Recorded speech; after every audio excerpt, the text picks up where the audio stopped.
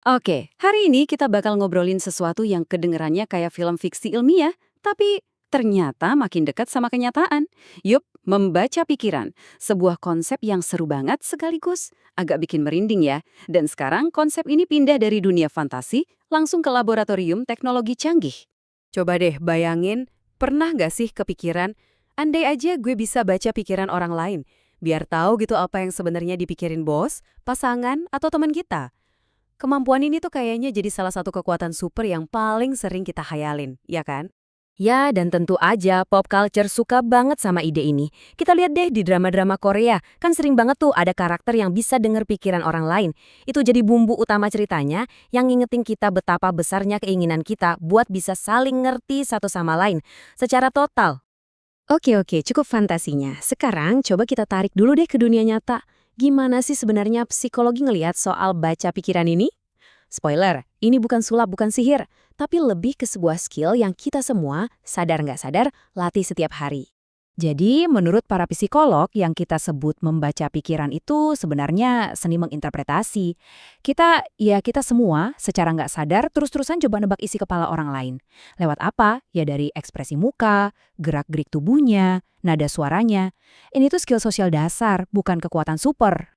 Nah, yang menarik, para ilmuwan itu ngebagi caranya jadi dua pendekatan utama. Pertama, ada yang namanya teori-teori. Ini tuh kayak kita jadi detektif. Kita ngumpulin petunjuk-petunjuk kecil, terus bikin teori di kepala kita.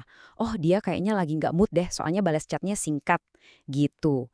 Yang kedua, simulation teori. Nah, kalau ini kita lebih pakai empati. Kita coba ngebayangin, kalau aku jadi dia, aku bakal ngerasa apa ya?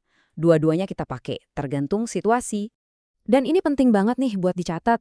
Bahkan teknologi super canggih kayak mesin fMRI yang bisa lihat aktivitas otak, itu ada batasannya. Mesin ini emang bisa ngasih tahu bagian otak mana yang lagi aktif atau nyala, tapi dia nggak bisa menerjemahkan apa persisnya yang lagi kamu pikirin atau rasain. Belum bisa. Nah, kutipan ini benar-benar pas banget buat nyimpulin bagian ini. Memahami orang lain itu bukan kemampuan supranatural, itu tuh keterampilan sosial. Sesuatu yang kita asah terus-terusan lewat ngobrol, lewat interaksi, dan lewat pengalaman. Intinya soal empati dan observasi. Oke, sampai sini kita masih ngomongin psikologi ya kan? Seni menebak. Nah, sekarang siap-siap.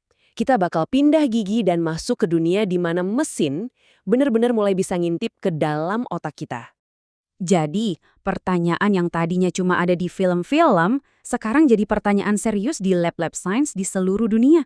Gimana kalau mesin beneran bisa nerjemahin sinyal otak kita jadi kata-kata?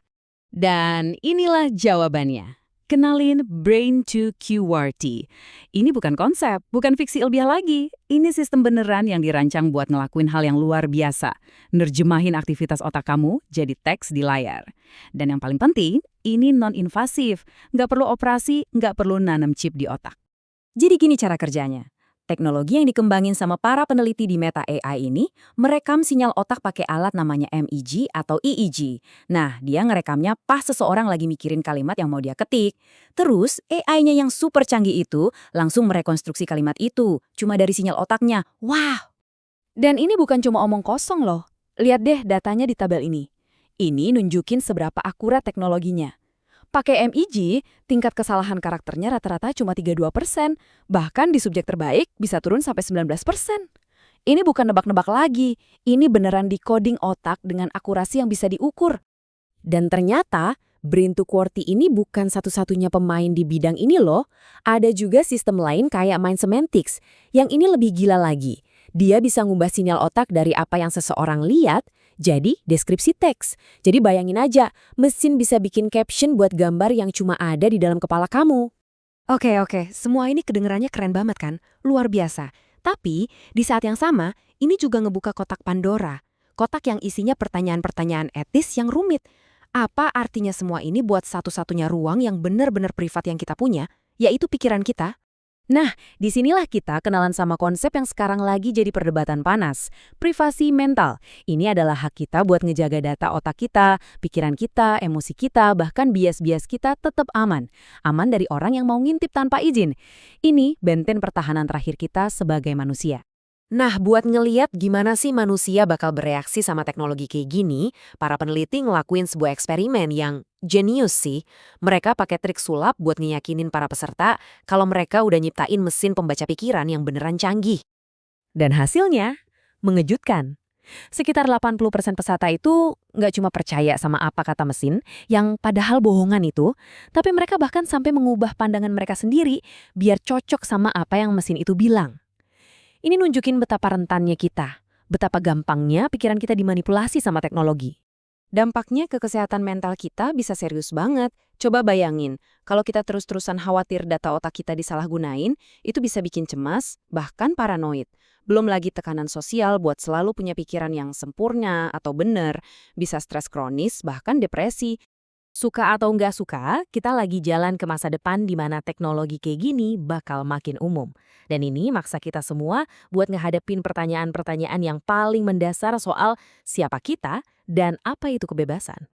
Ada satu kutipan yang dalam banget dan benar-benar nangkap dilema ini. Kita ini apa kalau kita nggak bisa berpikir untuk diri kita sendiri?